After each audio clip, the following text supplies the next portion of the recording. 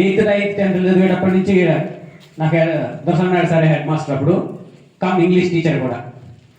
అలాగే నేను ఇక్కడ విద్యా వాలంటీర్గా మాత్రమే పనిచేశాను. చేసినటువంటిది కొద్ది కాలమే అయినా చాలా ఎనర్జెటిక్గా మోటివేషనల్గా పనిచేసినాను. కారణం ఏమంటే ఇట్ ఈజ్ మై లోకల్. వీళ్ళంతా నా వాళ్ళు, వీళ్ళంతా మన వాళ్ళు, ఎప్పుడు నాకు కనబడేవాళ్ళు, ఎప్పుడు కనబడినా నాకంటే ఉన్నతంగా ఉండాలి అనుకొని ఆశించినటువంటి బోధించినటువంటి కాలము. అలాగే మన వెంకటరత్నరెడ్డి సారు, మన దొరసాం సారు, మన హిందీ సారు కూడా నాకు గురువులే. అంటే నేను ఆ జనరేషన్కి ఈ జనరేషన్కి మిడిల్లో ఉన్నా. ఆ జనరేషన్లో ఆడ సరిపోయేవాడిని కాదు, మీ జనరేషన్ లేకుండేవాడిని కాదు, విత్ ఇన్ మిడిల్. సో అలాగే ఈ పాఠశాలలో నేను చేరినప్పుడు అయితే మొట్టమొదటిగా చేరినటువంటి 6వ తరగతిలో వచ్చింది. ఇక్కడ చేరాను ఎర్రేపల్లి నుంచి. చేరి మొట్టమొదటిగా అక్కడ సపారు నేను 6th క్లాస్లో కూర్చోమన్నారు. కూర్చున్నటువంటి మొట్టమొదటి రోజే అడ్మిషన్ అయిపోయి నేను క్లాస్లో కూర్చున్నాను. అంతే, అదేటప్పుడు విత్ ఇన్ 1 hour వచ్చి వెంకటరమణ సార్ దగ్గర ఫస్ట్ దెబ్బ పడింది మీ పైన.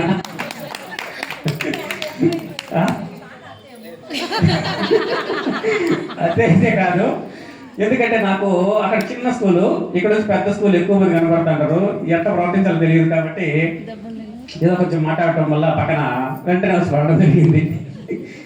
అలాగే ఇక మన హిందీ సార్ అయితే ఒకసారి చాలా మంచి మిస్టేక్ పట్టుకున్నాడు.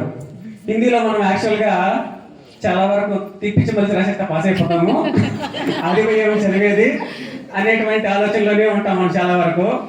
అయితే అనుకోకుండా ఎగ్జామ్ రాసేటప్పుడు వివేకానంద సభ గురించి క్వశ్చన్ వచ్చింది.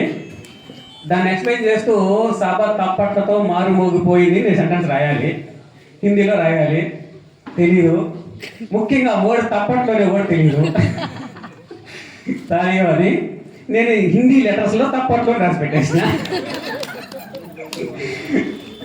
సార్ ఎంత కరెక్షన్ చేశాడు కానీ కరెక్ట్గా ఆ వర్డ్ని పట్టుకున్నాడు. అయితే పేరు చూసారు లేదు తెలియదు కానీ ఆ వర్డ్ని మాత్రం గుర్తుపెట్టుకున్నాడు. క్లాస్లో కొంచెం పేపర్లు ఇస్తాడు. ఒక బేవకూపు తప్పట్లనే వర్డ్ తెలియక, తాళిగా తెలియక తప్పట్టు రాసి అని చెప్పి తిట్టినాడు. అలా ఉంటుంది. ఇక మన దొరసాం సార్ అయితే నాకు చాలా ఫేవరెట్ గురువు. కారణం ఏమంటే అప్పటి వరకు మాకు తెలుగు టీచర్ లేడు. ఎప్పుడు ఈ పాఠశాలలో ఉన్నటువంటి డ్రాబ్యాక్ ఏమంటే ఈ పాఠశాల పుట్టిన మొదలు సుమారుగా 20 ఏళ్ళు తెలుగు పోసలేరు. ఎప్పుడు అవుట్ సోర్సింగ్ టీచరే. అప్పటి వరకు తెలుగు టీచర్ లేరు. వీళ్ళే ఎవరో ఒకరికి కొంచెం చెప్పేవాళ్ళు.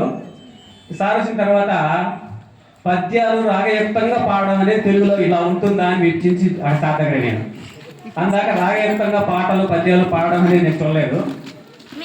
కాబట్టి చాలా ఇష్టంగా వినేవాడు తెలుగు. ఆ తర్వాత మన గురువులు, నేను ఇక్కడ విద్యా వాలంటీర్గా పనిచేశాను.